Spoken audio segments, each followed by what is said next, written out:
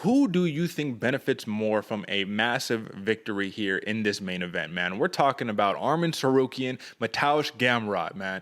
Obviously, Tsarukyan is riding this high 5-fight win streak. His last loss was to Islam Makhachev, who arguably, I don't know if you heard, AJ, but he's in the works to fight Charles Oliveira for the championship. So he came in, made his UFC debut on short notice against Islam Makhachev, lost that one in a very competitive bout, strung off 5 in a row, you know what I mean? And now he's fighting the gamer, the dude who has one loss on his record, the dude who came in and started just destroying people, right? So who has the higher ceiling with a big win here? Is it Tsarukyan, who probably will get an automatic title shot next, or is it Gamrot? Because arguably he could probably get a title shot too. What do you think?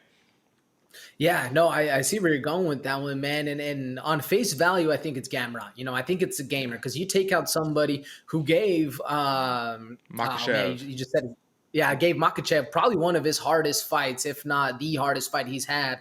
But at the same point, you have Tsarukyan, and you have that point behind it where he did give him Makhachev the hardest fight. He gets that one, and arguably we might see Volkanovski versus Oliveira first. So then there might be some moves to put Tsarukyan versus Makhachev, which would bump up I think both fighters very high. I want to say Tsarukyan has the higher potential in this one, but at the same point, man, Gamrot beats him.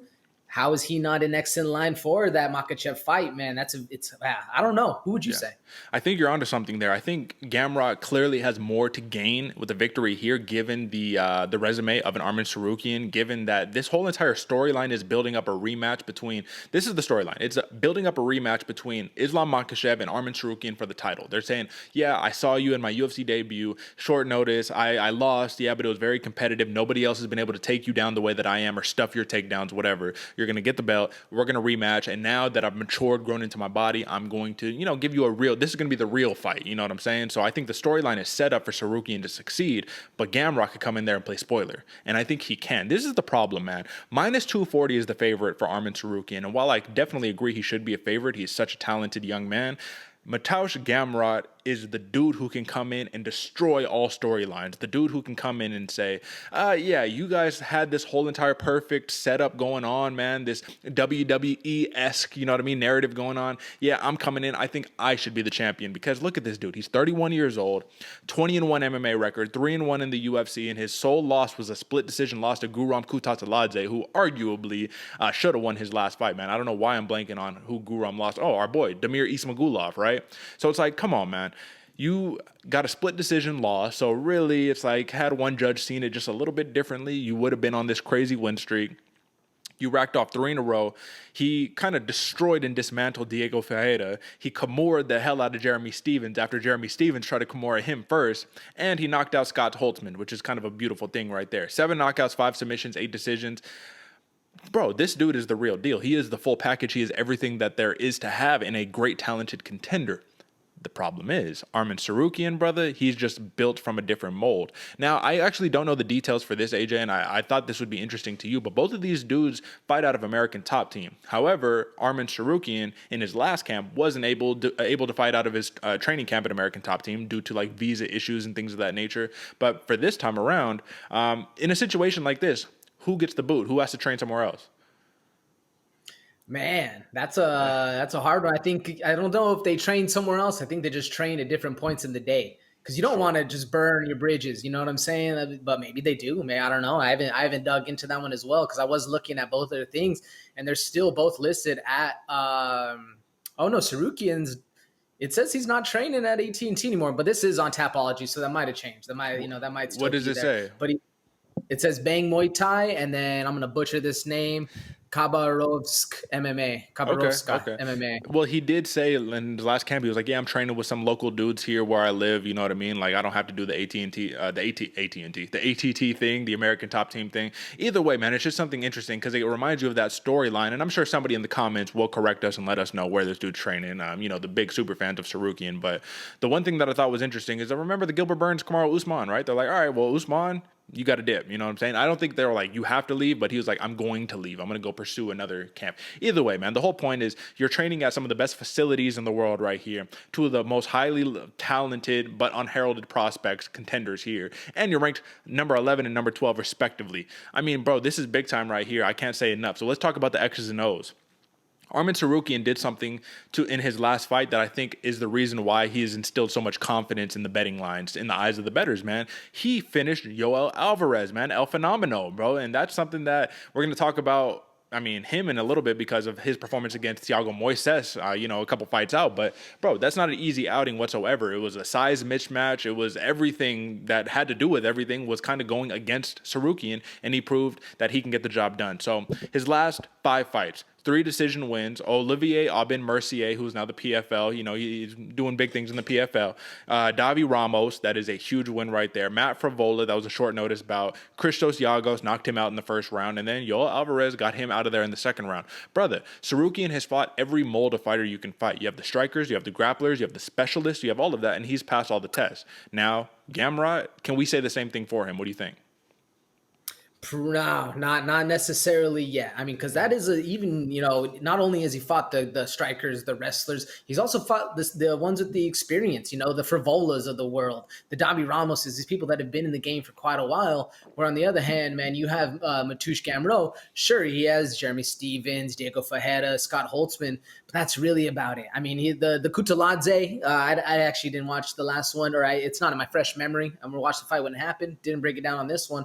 So I don't know how close that fight was, but either way, Kutaladze is one hell of a fighter, so he's doing well up there. You know what I'm saying? Gamrot, is game, but just hasn't been time tested as much as Tsarukyan has. So that's where it comes into me, because as game as the gamer is, obviously, Tsarukyan just has this different way of going about grinding and fighting. So I'm curious to see how that whole unfolds, because if this ends up a striking battle, I think it's a coin toss, man. What about you? Yeah, man. I think, when it comes down to the striking, it can be a coin toss to a degree, but I think Tsarukyan might have a little bit of an edge. So here are a couple of notes that I have regarding this fight. So Tsarukyan, he's an anti-jiu-jitsu wrestler / grappler, man. And that's kind of the thing that Gamrot has had a little bit of an issue with, because he's, a lot of the times, right, when he blasts on that single, because it's a great single leg that he's always jumping on and great transitions off the single leg, he kind of gets stuck when people use jiu-jitsu against him, right? Because Kutaladze, that's how he mitigated a lot of that pressure from Gamrot. He used his jiu-jitsu. Diego Fajeda, that's how he mitigated some of that pressure. Instead of just getting laid down and controlled, he used his jiu-jitsu. He put him in a couple deep spots, threatened for triangles, things of that nature, got him to get back onto the feet and keep the fight pushing. Now, Arman Tsarukyan, is he going to use the jiu-jitsu like that, or is he going to try to just reverse position? Because once Arman Tsarukyan gets on top of you, man, it's pretty difficult to get him off. So he's a smothering grappler, nasty ground and pound, and a precise counter striker, man, with hands and feet combo. So this is going to be the tail of the tape, the big storyline difference in the striking between Tsarukyan and Gamrot, in my opinion.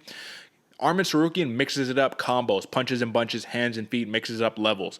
Gamrot, he's very precise, he's very smooth and technical, but oftentimes you see one at a time. It'll be one shot, one shot, one shot. That's not a problem, because he's mixing in his levels, he's changing levels, he's mixing in takedowns. But Tsarukyan, if he hits you, if he throws 4, misses the first 3, and lands that last 4th shot, I mean, come on, brother. It's a little bit of a different story than just being able to evade that one shot, shoot him for a takedown, whatever. So the question that I have for you is, who gets the first takedown? I think it's going to be Tsarukyan. I think he's going to be on the front foot, working for that takedown the whole time. And the thing with Gamrot, I do agree with you. His one shots are there. He does have that kind of one and done kind of thing.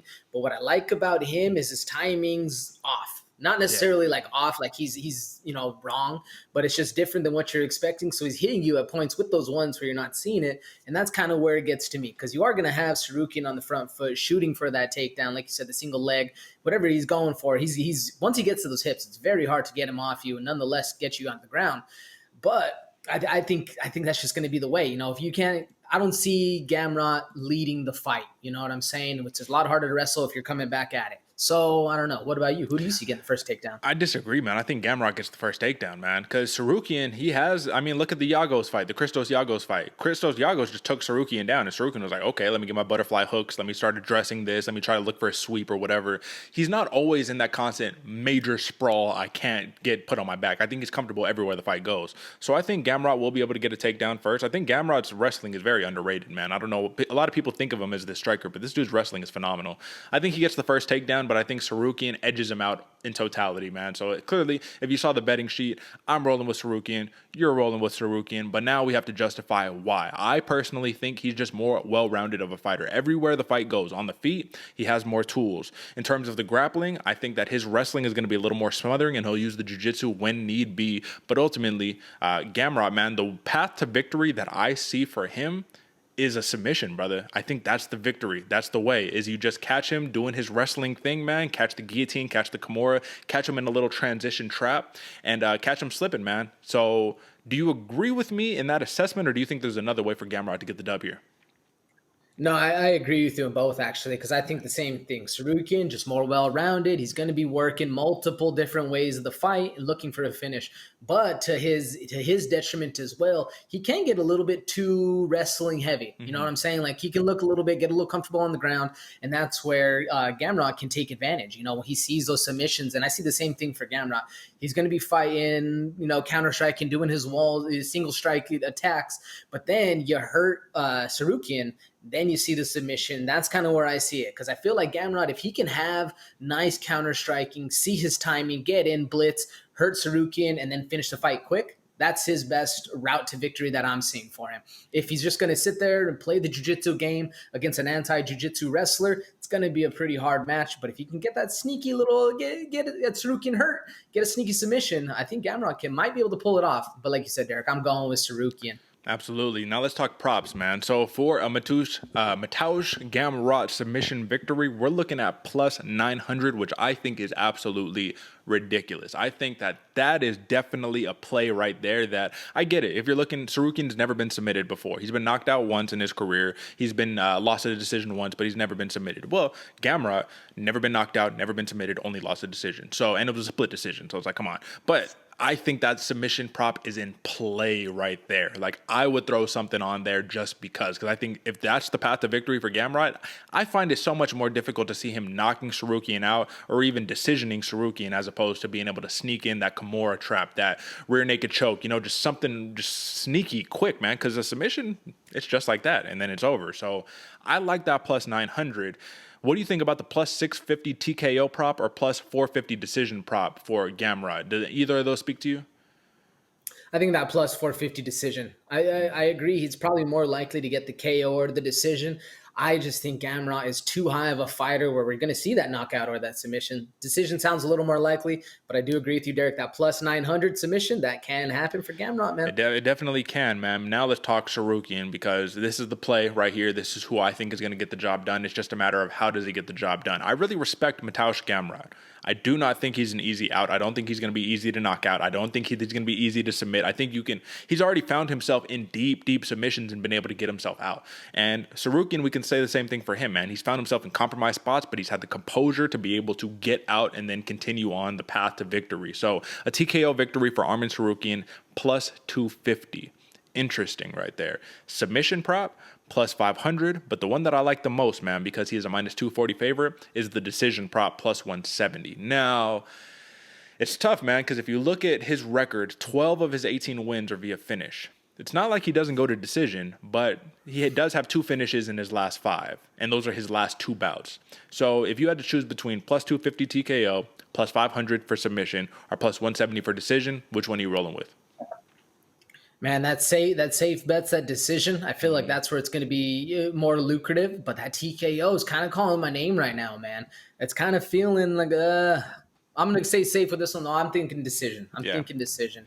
Plus 160. It's an easy one. What about you? Plus 170, brother. But I will say this. I envision at the end of this fight 2 masks, crimson masks of blood on these fighters, man. And I think this is going to be a war.